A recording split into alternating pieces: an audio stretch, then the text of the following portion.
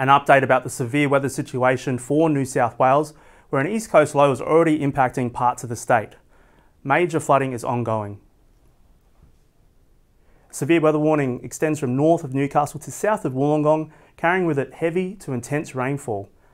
Now, intense rainfall, we could see 6 hourly totals approach or exceed 200 millimetres. That's likely to lead to flash flooding. Additionally, damaging winds over 90 kilometres an hour are possible with that easterly shove, and we already have seen that to the southwest of Canberra this morning. Rainfall since 9 a.m. We've seen 161 millimetres at Macquarie Pass near Wollongong, and then in the 3 hours since 9 a.m. around southwest of Sydney, falls are in that 30 to 40 millimetre mark.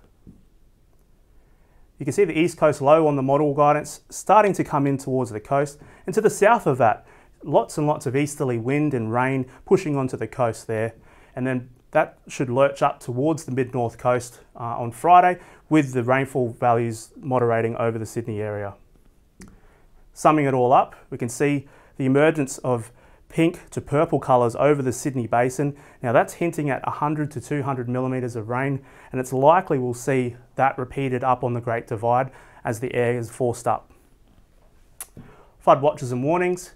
Lots of red from the remaining flooding that occurred during the weekend. But for this event, we have flood watches from the Victorian border to Newcastle, with minor flood warnings and moderates for the Sydney, for the Hawkesbury and Nepean. The waves. We've got lots and lots of easterlies coming onto the coast. So looking at waves reaching that 5 to 6 metre mark. Now there is a severe weather warning current for hazardous surf for the entirety of the New South Wales coast. Now that's likely to drive some coastal erosion and abnormally high tides, where tides could exceed the highest astronomical tide by up to 20 centimetres.